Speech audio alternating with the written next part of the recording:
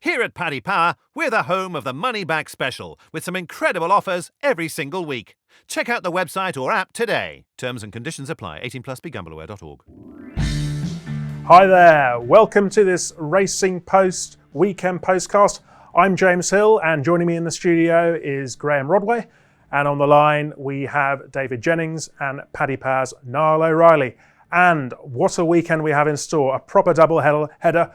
At Doncaster we've got St Ledger Day and Irish Champions weekend as well. Quality everywhere you look and plenty to look at, so we'll crack on with it immediately. 6 races on ITV on Saturday, and let's begin with the opener on Townmoor. That's a 150 at Doncaster, the William Hill Portland Handicap. Famous old race, first run in 1855, real cavalry charge. Niall, take us away with the betting. Yes, we're an extra place in this race, and Bielsa is our 6-1 favourite. Muttmere is 8-1. Just Another Bottle 9-1. A Moment of Madness 9-1. Oxhead 10-1. Dazzling Dan 10-1 and 12-1 bar. Excellent. Right, G-Rod. Nice, easy one to start with. Yeah, we've got a million races, haven't we, coming up? Really top class day. And this is one of the toughest ones to get going. I mean, Bielsa was wildly impressive when he won at first last time. The time looks pretty solid. Looks like he could make up into a group horse, but he's only run 3 times. As you said, this is a right old cavalry charge. It's going to be a test for him for such a lightly racing inexperienced horse. I thought it was worth taking on at the price. And the one that I liked was last year's winner, A Moment of Madness, who won it last year off a mark of 99, has dropped back down to a mark of 95, and has been running himself into form recently, I thought, and last time out at York stayed on quite nicely to finish 6th in a big field handicap there. If he can build on that, then A Moment of Madness is handicapped to win this for a second year in a row. Excellent. A Moment of Madness to repeat his victory from 12 months ago. Interesting, last 4 winners here have been up with a pace, or if not made all. Are you going to go with a prominent racer here, DJ?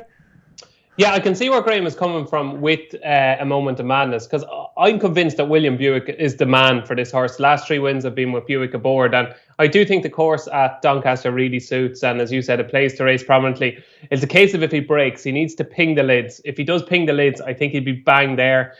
I would give a shout out to a horse we all tipped on the podcast last week, Marnie James, who I just thought got caught on the wrong part of the track at York. No problem back over 5. And I thought you could upgrade his performance last Sunday. I thought he ran better than where he finished. And Dakota Gold is probably the most rapidly improving sprinter in training. So Marnie James at around 16-1, I think he'll go well each way. And my second choice would be Graham's choice, A Moment of Madness. Okay, Marnie James at DJ. Niall, what's your selection? Yeah, I quite like Concheck here for Clive Cox. He's run 12 times in his life, 3 times over 5 furlongs as a 2-year-old, and then he was stepped up to 6 furlongs, but his form kind of tailed off a little bit. I think it was a combination of he had a breeding issue, and I'm not really sure 6 furlongs is his trip. He actually came back to form last time at Newmarket in what I think is a very good race. He actually went way too hard from the front that day. Just to put that into context, he actually ran the fastest first 3 furlongs over 6 furlongs run at Newmarket this year, which will just kind of tell you how hard he went off. He's off 98 here, but I think he's a horse of much more ability. And like you were saying earlier, I think the front runners are at an advantage over this course and distance at Donny. Yeah, I think he'd be relatively prominent. He's drawn 4, which is a draw I like. So yeah, he looks a big price. He's 25-1 in places. We're 18. I'll be backing him each way. 25-1 shot for Niall there. Right, moving swiftly on to the next televised race, and we'll head to Chester for the 205. It's a Sport Pesa Stand Cup Stakes listed race, and quite a tasty little contest on the Rudy, Niall. How do you mark it up? Yeah, so Ben Brackey is our 11-8 favourite, Manuel at Vega 11-4, Thurston 4-1, Sexton 6-1, and Grace and Danger 7-1. And we'll go with you first here. Yeah, I'm quite keen on Manuela de Vega here. She was a bit disappointing last time, though I think that was a decent race and it wasn't really run to suit her. Her form when second to Medellin, given her £3, is probably the strongest in offer here for me. And the slightly softer ground and drop and trip could also benefit her. And yeah, I just don't think this is the strongest race. Like, I like Thurston, but I was a bit disappointed in him last time, having travelled well. Ben Brackey, not really sure his run style will suit here. He can be a bit in and out at times as well. So yeah, Manuela de Vega for me. Okay, DJ, do you agree with that? Kind of, yeah. I think she'll run well. I'm going to give Thurston one more chance. I'm slightly more forgiving than Niall. I just think Chester will suit better than Newbury did, and Jamie Spencer aboard, he's a typical Jamie Spencer horse. Like, if you go back to his run in June, Spencer was aboard, kind of held up out the back, kind of went through a gap and got up close home. And it was a similar story, it tried to be a similar story at Goodwood, where he was just out-battled by Sir Ron Presley. Like, he traded quite short and running at Newbury last time, and maybe that was an extended mile and 5, and maybe he just didn't quite get home. I think this easier track at Chester, where they're turning, he'll be concentrating a little bit more. I can certainly see him being the last off the bridle, and if Spencer can do a Spencer special, I think he might just get up this time. So Durston for me. Durston for DJ. G-Rod, it's always really important, the draw here at Chester, isn't it? Are you looking at a low drawn runner? Yeah, not so much in this race. Obviously, only got 5 in it, but certainly you do need to be drawn low, usually at Chester. I agree with DJ here on Durston. I thought he ran very well at Goodwood when he was beaten by Sir Ron Priestley. He made up an awful lot of ground from a long way off the pace, and did a lot of running to get to Sir Ron Priestley, and Sir Ron Priestley turned him away when he got there. But Sir Ron Priestley ain't no mug, is he? I mean, he's a lively outsider for the Ledger itself, and has since gone on to winning Group Company. And then I don't think last time was a poor run at all. I thought it was a career best effort, really, for Durston. And I think what happened in that race was him and Mirando, they really got racing quite early. They sort of locked horns about 2 furlongs out to a furlong out, and they both kind of got a bit mugged by Technician, who again is another lively outsider for the Ledger. So I think that Durston can take another step forward, a course and distance winner for David Simcock and Jamie Spencer. Excellent. 2 for Durston then. Right, back to Doncaster now for the 225. This is the Herd Rail Group Park Stakes. Group 2 contest over 7 furlongs. And what's the betting here, Niall? So this is our money back special race. So it's money back in all losers if Shine So Bright wins, and he's our 5-4 favourite. Perjo Man is 11-4. Their Dance a Lot is 5-1. Never No More 13-2. Zano 10-1, and Breton Rock is 20-1. Quite a tricky little contest. DJ, where do you side with here? It's funny, there's only 6 runners in this race, and it's 5-4 to field. So listeners will be thinking this is relatively straightforward.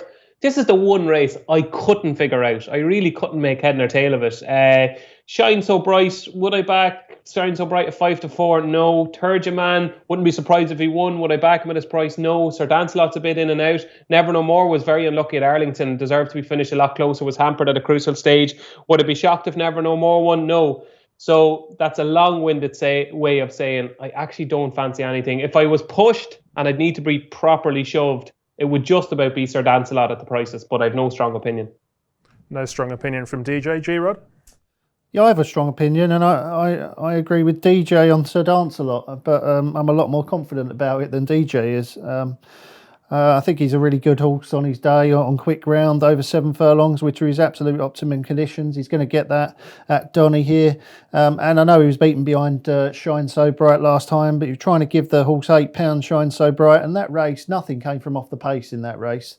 Lawrence and Shine So Bright were up there the whole way and had a battle. And Sir Dancelot did really well to come from, I think, second last to finish 5th. I think he certainly did best of those that were held up.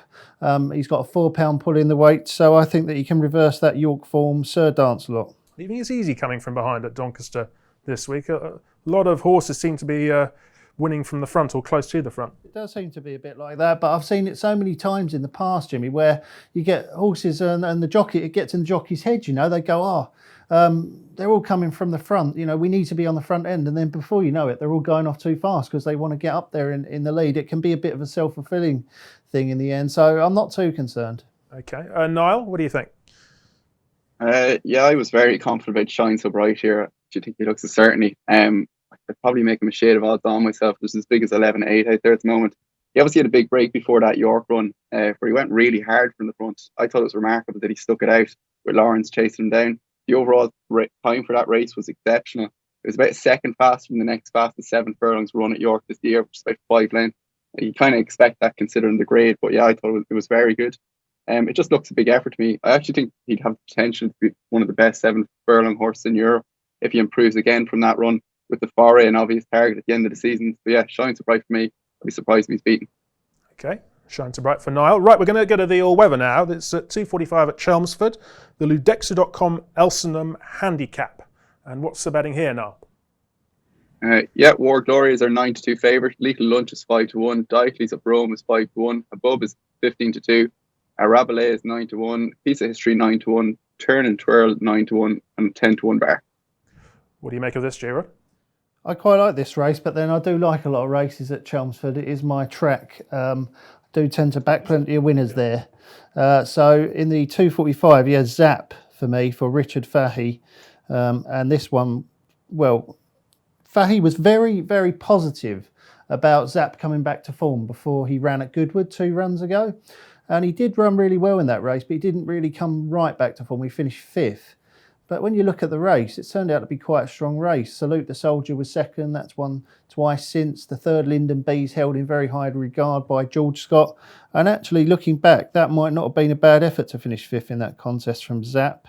Last time out, he ran at the Curragh, but he was drawn out wide in the Irish Cambridgeshire behind Jassar, and he just got caught on the outside and ran on to finish in the midfield. I didn't think that was too bad a run over a mile as well. I think we're back down to 7 furlongs here. So Zap's only run once at Chelmsford, which is always a slight concern for me because it is a tight old track round there and you do need a bit of knowledge, which is the one reason why I'm not tipping Arbelay, because I think Arbelay is really well handicapped, but he doesn't have any course form at least.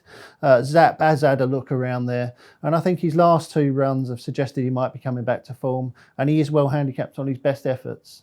Okay, Zap for Giro. Do you agree with his assessment, Niall? No, I really like one here. Piece of History returns to the all-weather for the first time since running a very big time behind Auxerre in October last year. He didn't return until Doncaster in July this year, where he seemed badly needed the run after the break. They then ran him in a good race at Newbury on soft ground, which he clearly doesn't handle. He still shaped quite well for a long way. Just when he was asked for his effort, he just couldn't pick up. He drops back to 7 furlongs here around a track that should suit, and he's back on 89, the mark he finished 2nd to Auxerre on, with plenty of winners in behind. I think if you look at the form of that race, it was one of the hottest handicap run in Kempton last year. The time as well, I think it was like the fastest mile run in Kempton in over a year, the last time I checked. He definitely looks back to me. I think he's 11-1 in places where 9, but yeah, I quite like this. Okay, strong thoughts from Niall there. DJ? I thought I'd kind of found one here at a big price. Breathless Times is having his first start for Stuart Williams, having left Roger Charlton, and an absolute all-weather specialist this Breathless Times is. And just if you go back through some of his old form, there's a suspicion that he's seriously well handicapped off 95. Like, I think he's a bit better than that. I think that he won on this card last year over 6 furlongs. I think he probably needs 7 these days. The worry is the draw. When I seen the entries, I was just praying he'd have a single figure draw. He's drawn out with Saul 13. But I think he does have a bit of class. He hasn't ran since May. I presume he's been kept fresh for an autumn campaign. And he's a hood and a tongue strap on for the first time. So I just thought this was the race that Stuart Williams does so well with these type of horses that come after being a little bit disappointing. Callum Rodriguez takes the ride. And at a big price, I'm worried about the draw. But I think Breathless Times has got a crack in each way chance. Right, very interesting tips there from all 3 chaps. Right, we're going to go to the 3 o'clock at Doncaster now. This is the Pomeroy Champagne Stakes Group 2, and we have a short price favourite here in the Richard Hannon trained Threats, who won the Jim Crack at York's Ebor meeting last time. Niall, what are your prices? So Tret is our 11-10 favourite. One Alcano is 3-1. Royal Crusade 7-2. Fort Myers 6-1, and Royal Dornoch is 16-1. And do you think the favourite's a good thing here, Niall? No, I couldn't back him at the price myself. I'd be keen to take him on. I'm just not really sure about 7 furlongs for him. I don't really think he wants further than 6 furlongs. I know the trainer is pretty keen to step him up and think he's a Guineas horse. I'm not so sure. Fort Myers was initially the one I was going to put up when I looked at the race a day or 2 ago. I just thought he'd improve for the trip. But I was kind of watching Powerful Breeze's run yesterday just to see how she got on for Royal Crusade, because they ran on the same card at Newmarket. And Powerful Breeze's time was better, but Royal Crusades didn't compare badly considering how easily he won. The second from that race, it's a Richard Hannon horse, I can't remember her name of, has run okay since, so the form looks quite well. I don't fancy one Alcano at all. The time and form of last run just looked nothing special for me, and it hasn't worked out, as I said before. So yeah, Royal Crusade for me. Okay. Threat stepping up in trip, DJ. Is that a concern for you? No, and I'm a bit worried now because I have deep respect for Niall O'Reilly, and I was hoping that he'd give Tret the Shine So Bright treatment. I was just praying he'd come and say this is certainty. To me, this is the one horse that I'd be shocked if it was beaten on Saturday. I'm complete different argument tonight. I think he's crying out for 7. I think he's been doing exceptionally well to be winning over 6. I think he'll have no problem getting a mile when he strengthens up next year. To me, this is a big statement now, but I think he should be unbeaten in his career. I really do. I thought he was the best horse in the Coventry. He came from the furthest back. I thought he was on the wrong part of the track, had to go through a few gaps. And at Goodwood, I just thought, again, he was caught out in the wrong part of the track and raced a little bit freely there. I was very impressed. I know it looked a bit workmanlike last time at York, and he did what he had to do. He was a short price favourite. But to me, the first 2 stretched nicely clear. Liked his attitude. Think he's getting better with every run. Don't think this is a vintage renewal of the Champagne at all. Like the horse that Royal Crusade beat was Hot Summer of Richard Hannon's. I was disappointed with Hot Summer at Kempton last time behind Riot. I know it wasn't beaten that far, but only finished 4th. I think the rest of them are fairly middling. Like if you were to get Aidan O'Brien to rank his 2-year-olds from this season, Fort Myers and Royal Durnock, would they get into the top 5 or 6? Would they get into the top 10? They might sneak into the top 10, I'd say. I don't think they're any great shakes. To me, this looks an absolute certainty threat. Wow, so that's a strong opinion there from DJ. What do you think? Threat is also I really like, and Richard Hannon loves him. I mean, he talks about him in the same bracket as some of the greats that he's had, like Camford Cliffs, etc. So he really, really rates Threat. And you can make excuses for when he was beaten, but I think he will stay 7 furlongs, but I'm just not entirely sure that he should be odds on for this race. I think he should be favourite, but I've gone back through the videos and watched the race at Goodwood where he finished 2nd to Golden Horde. Golden Horde obviously went out to finish 3rd in that hot race at Deauville, the Group 1 race there. So I think that form is fairly solid. And Royal Dornoch was 3rd in that race behind Threat, and I think that over an extra furlong, there's a good chance that Royal Dornoch can get a lot closer to Threat here. Royal Dornoch was off the bridle there quite early at Goodwood, was caught on the outside, didn't get the greatest runs through, where Threat was always up there with Golden Horde in a perfect position. And yes, Threat finished 2nd and Royal Dornoch finished 3rd, so Threat did finish ahead of him, but Royal Dornoch was doing really good late work. I thought he shaped as though he would definitely improve for a step up in trip. He had a confidence boost in victory last time out. I think that Royal Dornoch's massively overpriced against Threat. Don't get me wrong, I think Threat's the most likely winner, but Royal Dornoch each way, even with only 2 places, makes some appeal for me. Yes, Royal Dornoch is progressing, that is for certain. Right, we'll move on now to the big race of the day, the 3:35 at Doncaster, the William Hill St Ledger, the world's oldest classic, the 243rd running. And it's all about the favourite Logician here for Frankie Dettori and John Gosden. Very impressive winner of the Great Voltigeur Stakes at York. What price do you make him now? Logician is our 10 to 11 favourite at the moment. Sir Dragon is 11 to 4. Il Paradis was 13 to 2. Sarant Priestley 11 to 1. Dashing will be 14 to 1. Ignition 14 to 1. And Naif Road is 33 to 1. Sorry, Western Australia 50 to 1 outsider. Right, G-Rod, what do you make of the favourite here? Can he be beaten? I was at York when he won and I was blown away by him. I thought he was very impressive. There was a bit of a cracksman about him. He was relentless. Once he sent him to the front, he just powered away, and I thought he looked like an absolute certain St Ledger winner. I think that Logician's going to be very, very difficult to beat, particularly if he makes another step forward from that run at York, which he should do, and the extra couple of furlongs look like they're going to be right up his street, because he certainly wasn't stopping that day. But I couldn't recommend a bet on him at such a short price, and you might think I'm mad. I've already had Keith Melrose. I think he must think I'm mad. Our betting editor at Racing Post, and a few others that I've spoken to also think I'm mad. But I'm going to back Western Australia here, the complete outsider of the field. Now, last time out in France, he didn't run that badly behind Japan. He finished last, but he was pacemaking. He was sent 4 lengths clear after a couple of furlongs. And I thought he ran okay. Now, since then, he's had a long break, and Aidan O'Brien's reaching for the cheap pieces. Now, he has won over a mile and 5 furlongs, so I think he'll stay this extra distance. He ran well, didn't he, at the course last year? Yes. In the Futurity.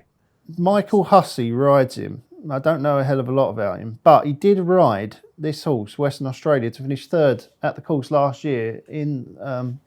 what's it called? The Futurity Trophy, or whatever it's called now. The race that used to be the Racing Post Trophy, and that form is right up there with any of this lot. I mean, he was third. The winner was Magna Grecia, who's won a Guineas. The second was Phoenix of Spain, who's won Irish Guineas. The fourth was Circus Maximus, who's a subsequent dual Group 1 winner. If the return to Doncaster can spark him back to form after a break, which might also help, and cheek pieces, and some of his best form is on quick ground, I can't see him being a 66s poke. We've got dead 8 runners, 3 places, Western Australia, every chance he could run into the 3 behind Logician. If the race cuts up and there's a non-runner and there's not 3 places, then I'd be considering straight full cast or dual full cast with Logician and Western Australia, or even Western Australia without Logician. I just think that he is a massively overpriced horse on what he has achieved on his best form. Obviously, you have to take a massive flyer on him coming back to it, but I could just see it happening. Gosh. Yes. I did the preview for this race this morning for the Racing Post, and I spoke to Aidan literally a half an hour ago. And it came to the ledger, and going through the runners, obviously, Sir Dragonet and Il Paradiso are much shorter in the betting. And it came to Western Australia, and as a journalist, you're trying to coax a little bit out of them, but I thought, there's no point. So I just said something along the lines of, and you've Western Australia in there as well, Aidan. He's been very disappointing, hasn't he? And he was at pains to tell me that you will see a completely different horse tomorrow. He said that, I know, obviously, he's been a little bit disappointing, but he says, I guarantee you'll see a different horse tomorrow on that ground, over that trip, at that track that he's run so well at before. And he was, to be honest, I don't fancy him at all, but I can just back up your point. Aidan was sweeter than I expected on him, so I'm sure that's going to help a little bit. Now, I don't think he's good enough, but I just thought I'd aid your case there. That doesn't happen very often, do it? No, it doesn't. You're lucky. You're lucky. He said he's got no chance. That wouldn't have been good. DJ, what do you think is going to win then? Not Western Australia, but who do you fancy? Oh, I'm all over Sir Dragonet. I just think, if anybody heard Donnacha O'Brien's interview with Gary O'Brien from Listowel and Racing TV the other day, I don't think I've ever seen Donnacha like that. He basically went out of his way to say that Logician wasn't the horse to beat, that Sir Dragonet is the horse to beat. He's got the best form. He's been riding him in all his work at home. And one thing that people have to factor in here, I think, is this is probably going to be Donnacha O'Brien's last chance to win a classic. He won't be riding next year, I wouldn't say. And this is on a horse like Sir Dragonet, who's likely raced, and people are saying, oh, will he stay? He didn't look like he stayed in the Derby. If you go back to his Chester Vaz win over 1.4 and a bit, a strongly run race at Chester, and he was devouring the ground late. He hit the line hard. His debut was over 1.4 at Tipperary. I just think it was his class that made him travel so well in the Derby, to be honest with you. I think he is an exceptional racehorse, and I think Aidan O'Brien had the launch of Irish Champions Weekend a couple of weeks ago, and he was asked about Sir Dragonet, and he said that he couldn't be happier with where he is mentally and physically. He said he's finally got his mind right after the Derby, and I wouldn't read too much into his comeback at the Curragh over 1.2. I think it was a case of, as Aidan always says, that they're just ready to start back, which means that there's plenty of improvement to come. Now, he was very well back that night, which was a little bit disappointing to see where he finished.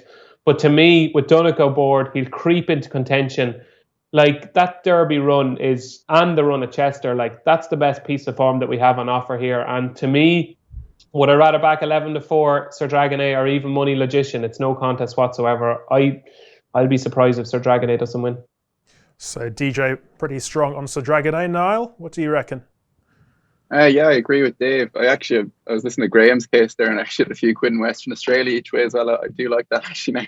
It's a fair point he made. But yeah, the one I like is Sir Dragonet. I like Logician, and he'll be difficult to beat, though I just think his best trip might be 12 furlongs. I'm not saying he won't stay, but I think there's a chance he might get outstayed by Sir Dragonet. Now, the worry for Sir Dragonet is the ground. If it was soft, I'd be all in at the price he is at the moment. He handled it okay in Epsom, where he probably just lacked the gear at the end of the race. I'm hoping this extra trip will help as well, obviously. His win at Chester was in a very good time. I think it was up there with the highest time figures recorded by any 3-year-old stayers this year. And it was a real staying performance, as in he was pulling away from them at the line. I like that Donnacha's back up, and he was interviewed yesterday. He seemed very confident on TV.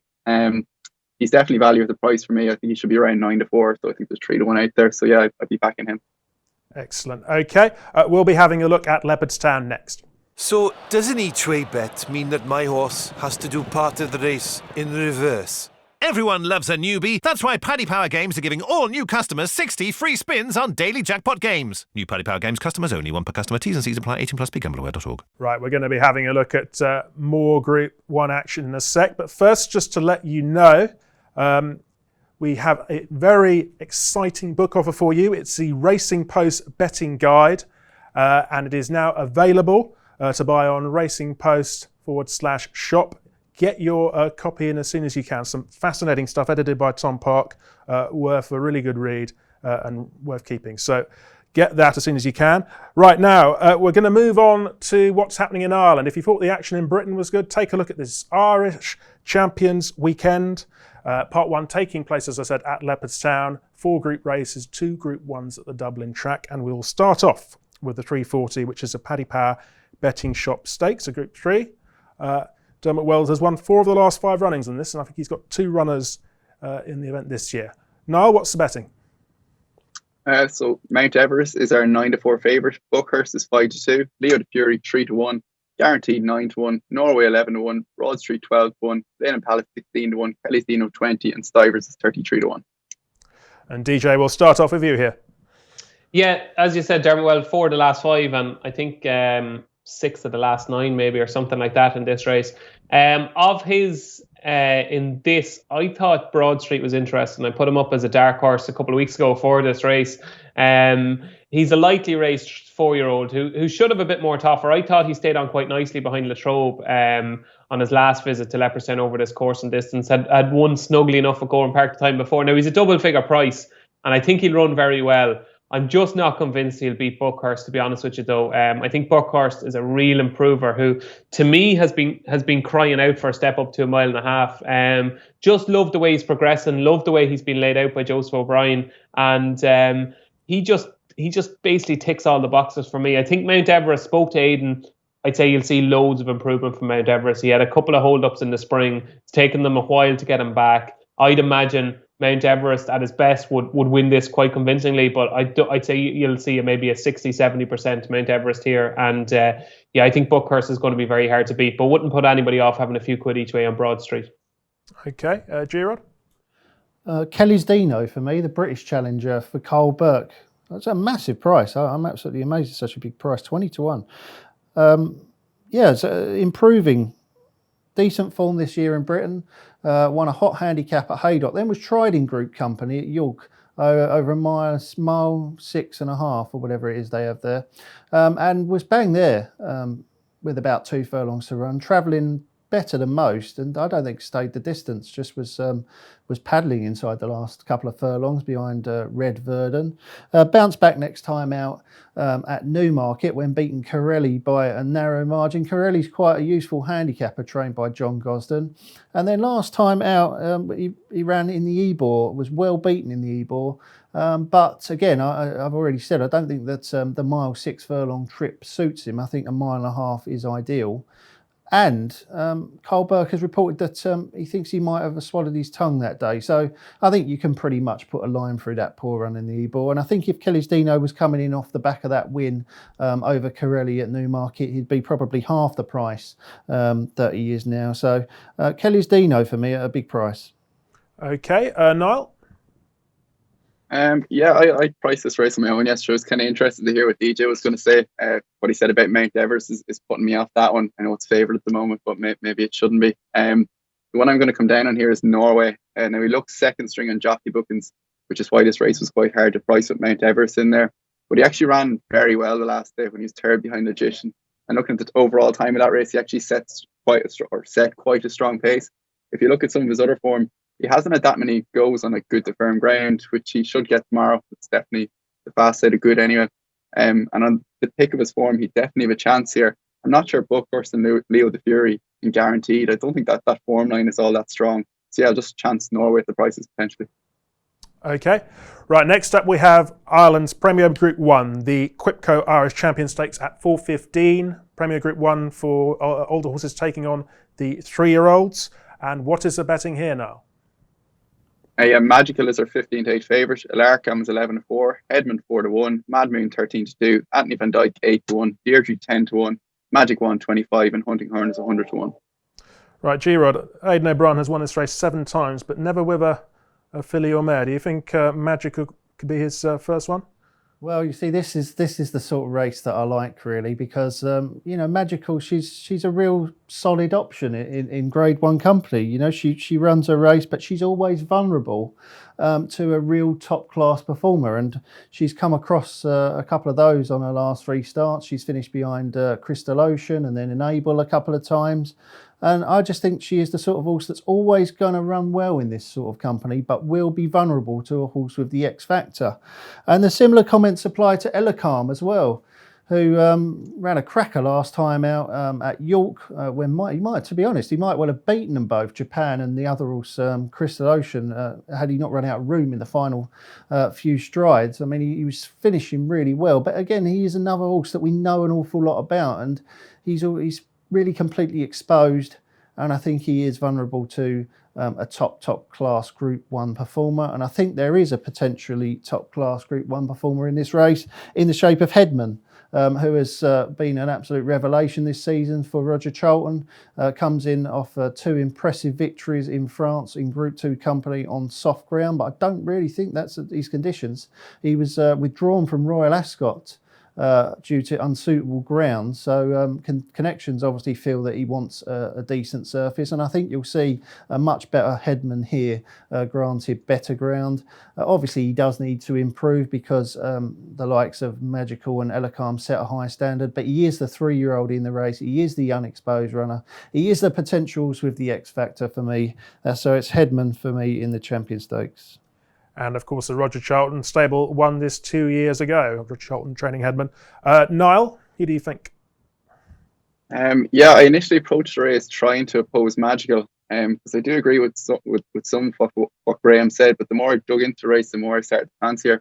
If you take out Enable, she'd be fighting out for best racehorse in the world this year. I don't think the form of anything else in the race can compare to hers at the moment. She's drawn in 3 with Hunting Horn and Anthony Van Dyke on her inside, and Magic Wand, who I'd imagine will go forward on our outside. So I think she'll get like a really, really nice racing position, which can be crucial at Leopardstown. Mad Moom is in between them, and I could see him having a troubled passage with all the Maiden O'Brien horse around him. Headman is the potential improver, and he's one I'd consider backing it if he was a much bigger price. I could actually price the race there, and I was closer to 6-1, so I think he'd be getting bigger than 4-1 that's around tomorrow, unless I'm completely wrong. He just looks to have a lot that finds me, like with the likes of Magical. Elarcam could be improving, but he's just not a horse I've ever bought into. And I think he might have been slightly flattered at York as well. Magical for me. If I got 2-1 tomorrow or so, I would definitely be backing. Okay. DJ, no question, Magical's been slightly unlucky to come up against Enable a couple of times this season. Do you think this is a good opportunity for her to go one better? Oh, it certainly is a good opportunity. The makeup of the race, I'm sure when the entries came out, if Aidan was told this was the final field and, Magical was his number 1, he'd be pretty happy. But I'm taking her on. I disagree with Graham. I've agreed with him a lot today, but I'm going to disagree with him here. I think Elarcam is not exposed at all. I don't think we've seen the best of Elarcam yet. To me, I don't know how Niall can say he was flattered by the run at York, because that was everything Elarcam isn't. It's caught up between horses with no space to manoeuvre. He's a big, long galloping stride, and it was only when you got to see him in the Sky Bet York Stakes, when he was allowed to devour the ground, that he beat Adeb on Adeb's proper ground, and he absolutely obliterated him. I thought that was an exceptional performance. And if you go to our RPRs, on his last 2 starts, Elarcam has posted RPRs of 1-2-2 and 1-2-3, identical to Magical's last 2 RPRs against Enable. So that tells you that he's actually reached that level already, and I think he reached that level at York without being able to show what he was made of. To me, if ever there was a track made for a horse, it is Elarcam and Leopardstown, because there's a few O'Brien pacemakers in there, obviously. You'd imagine Hunting Horn in lead. And I think Jim Crowley will try and sit second or third, trying to be the first to pounce. Because I think we've seen at York 2 starts ago in that Group 2 what Elarcam can do when he actually hits the front a bit earlier. They know now that they've got a guaranteed stayer over 10 furlongs. The fact that they've supplemented him for the race, even though Mad Moom is in there for Sheikh Hamdan, speaks volumes, if you ask me. He must have been working well since the Juddmonte. And I can see Jim Crowley picking it up on the home turn, trying to pinch maybe a length or 2 off Magical. And just his style of running and that powerful stride, I think he's going to be very hard to catch. To me, We're only getting to see the real Ellercam now. I think he's thriving on racing. And I think on Saturday he's going to prove that he's a proper Group 1 performer over 10 furlongs. I'm very sweet on Ellercam. Strong case there for Ellercam in the Champion Stakes. Right, 450, we have the Clipper Logistics Boomerang Stakes. This is a Group 2 over a mile. Niall, how do you price this race up? Can I just explain my Ellercam comment about being flattered? It was I'll just give you that, you can. Yeah, no, it was like he was obviously unlucky watching it visually, but just Crystal Ocean I thought ran about 8 to 10 pounds below form, and they didn't go that hard. The overall time wasn't great, so I just thought he's flattered by like Racing Post rating, having run into a career best. They all kind of finished in a little bunch behind, and I'm not sure how good Japan is. I thought Crystal Ocean was below form, so that was my thought in being flattered, but it is a good run no matter what way you look at it. Sorry, we can just move on. I just wanted to explain that. The next race, Lancaster House. Lancaster House, they're 2-1 favourite. Matterhorn is 7-2. Wado off 4-1. Space Traveller 4-1. Surrounding 8-1. Pincheck 14-1. Ancient Spirit 25-1. Turnberry Isle 33-1. And Coral Beach is 33-1. And what did you make of this race now? Oh, yeah, this is the hardest race in the card for me. I tried pricing it yesterday. Lancaster House has the potential to be the best of these. It's just very hard to know how good he is. He obviously won at the Stole on, was it Monday? Very easily. I couldn't really back him at that sort of price. The one I'm going to chance is Space Traveller, because there's plenty of pace on here with Matterhorn, Lancaster House, and like surrounding likely to be prominent. I just thought Space Traveller would be kind of dropped in and come for a late close and run, and he's probably won a chance at the prices, but not overly confident. Okay, DJ, what do you think? I can guarantee I know what Graham fancies. I can guarantee it. I just about fancy Matterhorn, just because he's relatively consistent. He's a tough Mark Johnson performer. I'm hoping this will be the second leg of a big double. Oisin Murphy takes the ride. Drawn and stalled 5. I'd imagine if he does get to the front and gets to dictate his own fractions, he could just pinch a couple of lengths on the home turn. And I think he could be hard to catch, because I don't think it's the greatest of Group 2s. In fact, it's not. It's not a great Group 2. But I am convinced that Graham is going to tip the winner of this race 2 years ago. Am I right, Graham? What was that? Sudois? Sudois. No, you're wrong, actually. Oh, really? Yeah, you're wrong. I sort of feel a bit like Niall about this race. I think that it's very, very tough. I thought that Lancaster House was the potential with that X factor, the potential Group 1 horse in the race. Obviously, he's been very impressive on all his starts, but he's a short enough price. Not convinced by Sudois. He's an 8-year-old. I think he might be vulnerable to the improvers. Matterhorn is obviously a solid option. And if I had to bet in the race, I would back Space Traveller for the same reasons that Niall said. But I think Lancaster House will win. So does that make any sense? I don't know. It's not really a betting race for me. Your tombstone Graham is going to say Graham Rodway, the solid option. Does that make any sense? Solid G-Rod, we'll say.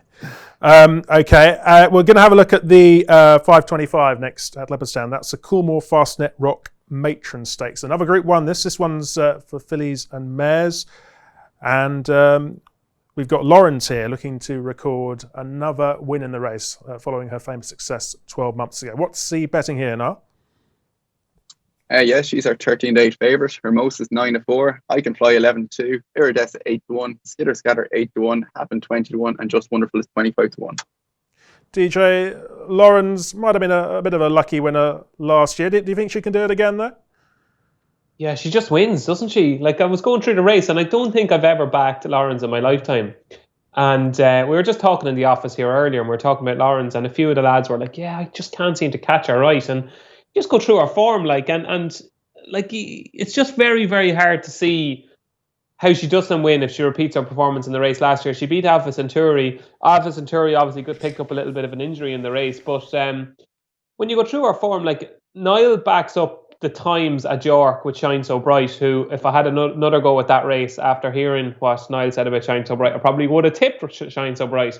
But you just go through the race and you say to yourself, well, she's so uncomplicated. She'll sit handy. She's won at Leopardstown. She ran perfectly respectable last time. She's perfectly drawn and stalled too. She's been laid out for the race. Carol Burke has said that this has been her prime target all season, even though she's been running so well. It's just hard to find a box that she doesn't tick. And I know she's 13-8, but Hermosa's coming into the race on the back of an absolutely deplorable run at Goodwood. Now, I mean, it was the pits. And obviously she didn't handle Goodwood. But is that to blame for running so poorly? I don't know. Iridessa definitely needs further. The one that I think will run really well is Skitter Scatter, who beat Hermosa in the Moigler on this weekend last year. Perfectly respectable comeback after pulling her hamstring in the 2000 guineas at Newmarket. I think she'll run really, really well. If she's a double figure price, that should be taken because she deserves to be a lot shorter. I think this is straightforward. I think Lawrence will win, and I think Skitter Scatter will give her most to think about. Yes, I'm still counting the cost of that Hermosa run at Goodwood. Very expensive that day. G-Rod? Yeah, I was at Goodwood that day when Hermosa ran, and I think that I can explain her poor run in that she was really, really warm and het up before the race. She got very, very wound up as they were going down to the start past me. She was very, very sweaty, and again in the race, she obviously got taken on for the lead by Frankie on Medei and pulled her chance away. It obviously wasn't her form, and I think that might have been why. But even on her previous form, I don't really fancy Hermosa to beat Lawrence. I'm not a massive Lawrence fan. I know that she's a great, really tough and genuine type who always runs her race and that. But I think she falls short of the absolute top level Grade 1, Group 1 races. But then this is not an absolute top level Group 1 race. This is a fillies race, a fillies Group 1. And I think Lawrence is very, very hard to beat. In this sort of race. I expect Lawrence will go very, very close. If I had to back against her, I would back Iridessa, who disappointed last time in the Irish Oaks, probably didn't see out the distance, and was previously quite impressive when winning, I think they call it the Pretty Polly or something like that, the Group 1 race, over a mile and a quarter. But she definitely wants further than a mile, and the only way I could see her picking Lawrence up late is if Lawrence got involved in a battle with Hermosa early, and then they softened each other up, and maybe Iridessa could come and pick them off late. That's a potential scenario, but I think Lawrence will probably win. Right, the lads finding it difficult to look beyond the favourite here. Niall, are you of the same opinion? Yeah, I think Lawrence will win that. What Dave was saying earlier, like I mentioned the times from that Shine So Bright race, like she was given Shine So Bright a penalty. So to do what she did that day, I think that was a massive effort over 7 furlongs. She obviously won this last year. Hermosa, as Dave said, you couldn't back her off that last run. I Can Fly, she just can't win. Iridessa, the trip's too short. Skitter Scatter has been way below last season's form this year, so I couldn't have her. Happen, just not good enough. Just Wonderful, not good enough. Like, this is a certainty. Between that and Shine So Bright, yeah, that's I really fancy the two of them. But yeah, Lawrence here for me. Excellent. So Lawrence all the way. Come on, Lawrence. Right, other race meetings on Saturday. There's plenty going on all around the country in the UK and in Ireland, as well as Doncaster and Leopardstown. We, as I mentioned, got Chelmsford and Chester, Lingfield as well, Bath, Musselburgh. We've also got the final day of the Harvest Festival at Listowel. Chaps, any other selections? Obviously not including your naps, G-Rod? Yeah, I'll spin through them very quickly because we're in danger of going on forever. 2:15 at Lingfield. Banter Bay is a course and distance winner and ran well at the track last time out over an inadequate distance. I think Banter Bay will bounce back in the 2:15 at Lingfield. In the 3:15 at Chester, Hot Hills is a horse that I've been waiting to switch to nurseries for quite some time. Ran really well at the track 2 runs ago when behind Ocasio Cortez. And then last time out was on the all-weather, stayed on quite eye-catchingly. Looks sure to improve in handicaps. In the 3:20 at my local track, Chelmsford, I've got one there. It's called In the Cove for Richard Hannon. Looked a much improved performer last time out when fitted with blinkers. Has only gone up £2 for that one. For that win, he's back down to 7 furlongs and is a much better horse on the all-weather than turf. So I think In the Cove will win the 3:20 at Chelmsford. And the last race at Leopardstown, Jassar was impressive when winning at the Curragh last time, coming wide. It's got a better draw here in stall 5. Looks to be improving. I don't see the drop to 7 furlongs being a problem for Jassar in the 6 o'clock at Leopardstown. Lots of selections there from G-Rod. DJ, what have you got? Just 2. You'll be glad to hear. Yeah, because we could be into Sunday by the time we finish. We could be. I'm going to try and top and tail the Leopardstown card. In the 155, I think Raven's Cry is a rapidly improving filly for Paddy Toomey and Billy Lee. Really impressed with her last time at Listowel. Think she could develop into potentially a classic contender for next season. I think she's that good. So Raven's Cry, I think at the moment she is 5-2 with Paddy Power. Could see her going off a bit shorter. Raven's Cry in the 155. And in the final race, the 6 o'clock, the Sovereign Path Handicap, Silver Code has been second in this race for the last 2 years in a row. Second off 99, second off 91, and now he's down to a mark of 83 as he tries to make a third time lucky. And I just think the race is tailor-made for him. Likes Leopardstown, has obviously been laid out for the race. Had a pipe opener over an adequate 6 furlongs at the Curragh last time. I'd imagine this has been the plan all season. It's a big, valuable handicap at a track he loves, over a trip he loves. And he's down to a really, really workable mark now. If it's hard to believe he's £16 lower than when he was second in the race 2 years ago. So Silver Code, 13-2 with Paddy Power. The value is probably a little bit gone, but I think Silver Code will be very hard to beat in the 6 o'clock at Leopardstown. Great stuff. And anything from you, Niall? I just have 2. The 2:30 Leopardstown. Tony Martin has a brilliant recent record in this race, and Shared the Honour would look very interesting to me. He should have won it 2 years ago with the Mouse Doctor, who got no run. He was very unlucky. He finished 4th. And 3 years ago, Quick Jack won the race and Pyromaniac was second. So it's clearly a race he target. The race is worth about 88 grand to the winner, so I can see why. Share the Honour's been a bit frustrating. So he ran, he's been a bit frustrating at times. So he's off a mark of 77, and he's run really well off a mark before. He won the Galway Festival last year in a competitive handicap off a few pounds lower. He carries just 8 stone 8, and he's booked Wayne Gordon, who's a brilliant lightweight jockey, probably the best around. He's drawn 4, and providing he doesn't get too far back, I think he'd have a huge chance. 3:15 Chester. Praxology is just a horse that's beaten him with Tracker. He went too hard at Goodwood 2 starts ago, and I think they've found a good opportunity here, dropping back to 5 furlongs on slower ground for Mark Johnson, who obviously does well at Chester. So that's Praxology, 3:15 Chester. Thank you, Niall. Let's get the naps. This will not be beaten. DJ? LR Cam, 4:15 Leopardstown. Okay, Niall? I'm just going to do a double. Shine So Bright, 2:25 Doncaster, and Lawrence, 5:25 Leopardstown. Right, okay, and G-Rod? Would you believe we haven't mentioned it yet, but in the 4:05 at Musselburgh, my best bet of the day is Queen of the Clyde for Cole Burke. This one needs to get a penalty to get into one of the nurseries next week at Ayr, and I know that Cole Burke has had that in mind for quite some time. So Queen of the Clyde will be desperate to win the 4:05 at Musselburgh. Queen of the Clyde for G-Rod. Make a note of that. Right, let's have a look at Sunday's action next. Check out Paddy's Rewards Club. Simply place 5 bets of £10 or more across any sport in a week, and you'll get a free £10 bet then next week. T&Cs apply. 18+. BeGambleAware.org. Right, welcome back. We're going to have a look at Sunday's racing now, and it's day 2 of Irish Champions Weekend, taking place at the Curragh this time. And the main race there is the Group 1 Coma Group International Irish St Ledger at 4:10. And Kew Gardens is back following his second in the Coronation Cup back in May. What is the betting here, Niall? So Kew Gardens is our second favourite. The Cross Counter, who's our 9-4 favourite. Kew Gardens 11-4. Capri 7-1. The Trobe 8-1. Southern Francis 7-1. Salawan 10-1. Search for Song 12-1. Master Reality 16-1. Toilet Payment 16, and Cypress Creek is 50. Okay, and what's your selection? I couldn't form much of an opinion here. I've just been disappointed with Cross Counter. The last time in particular, Kew Gardens is coming off a break, so it's hard to know. One I'll probably chance each way is the Trobe. He was obviously second in the race last year, and he's just kind of steadily been improving with each run this year. He's 8-1 with ourselves. I think that's what a small each way bet with the 9 runners. Okay, and G-Rod? I didn't really like the look of the race from a betting perspective because I fancied also I thought was going to be favourite, although Niall's got Cross County as favourite. I fancy Kew Gardens for Aidan O'Brien. I just think that this horse has got a class edge on the rest of them. He's second behind Defoe. Epsom was obviously being franked by Defoe going out and winning at Royal Ascot next time. And I think that he's got a bit of pace about him for a horse that runs over a mile and 6 furlongs. He might just be too quick for them, Kew Gardens. Okay, is Kew Gardens a class act for you, DJ? Oh, this is a nightmare of a race, James. I think it's one of these where you go through and we all have backed all of them at some stage in our careers, I'd imagine, and you can make excuses for them all. But to be honest, most of them have been pretty disappointing.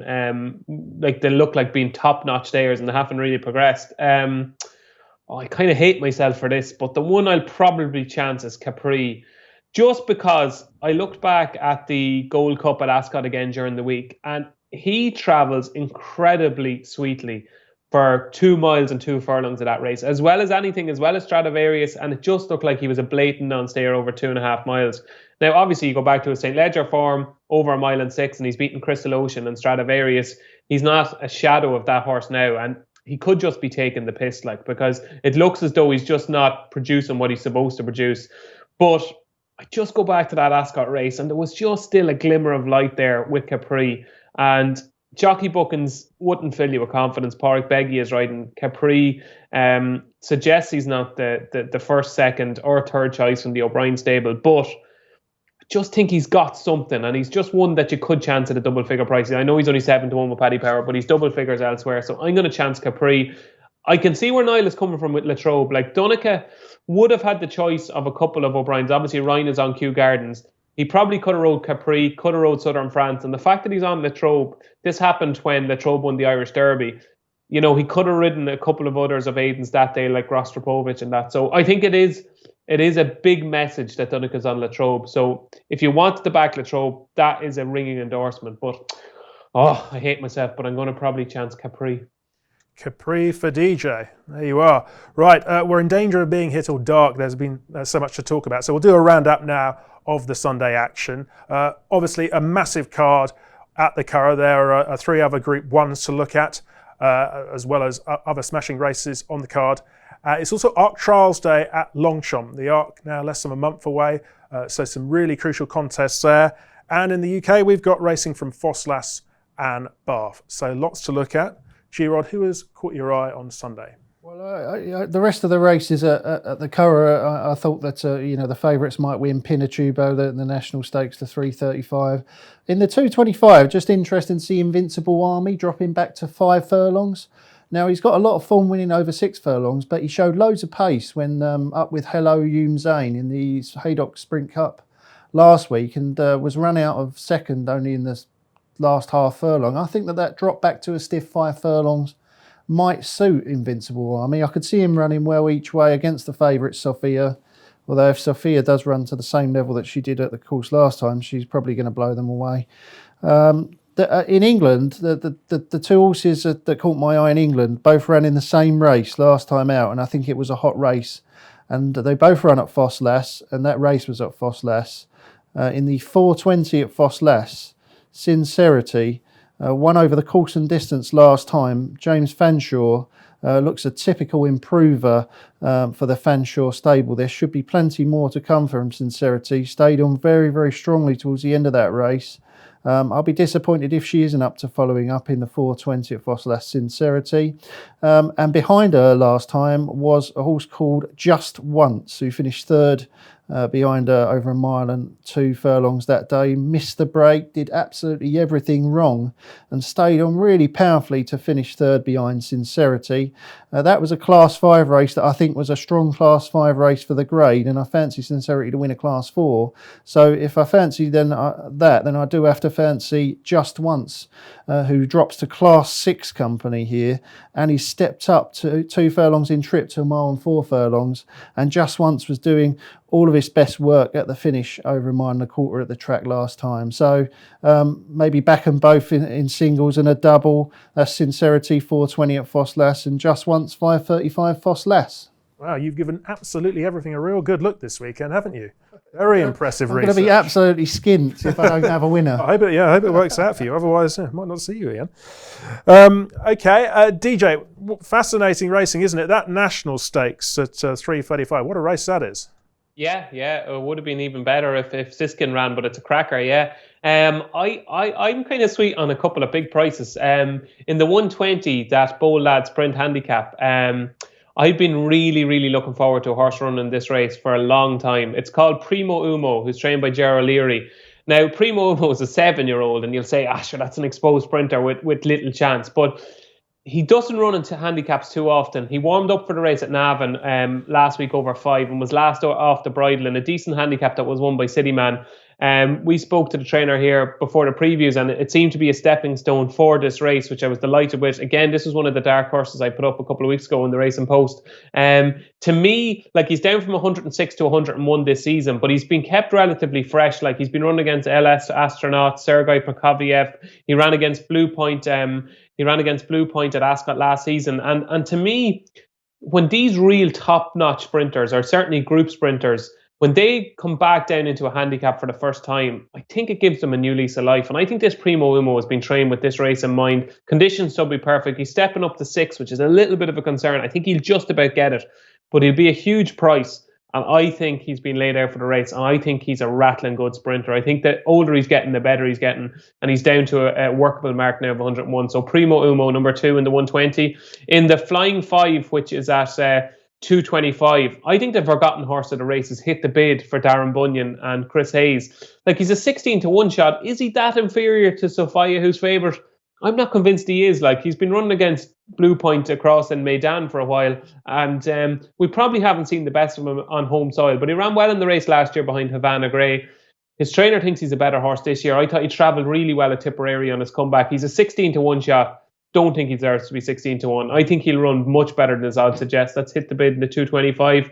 In the Moiglair Stud Stakes at 3 o'clock, Jessica Harrington has got all the top-notch juvenile fillies, and the fact that she's chosen Albania for this race speaks volumes. I think how she won over 6 last time is absolutely remarkable. She traded at a huge price and run and stayed on very strongly. I think the step up to 7 is really going to suit her here, and I think she's going to be very hard to beat, Albania. And finally, in the final race on the card, which is the 6 o'clock, it is the Northfields Handicap.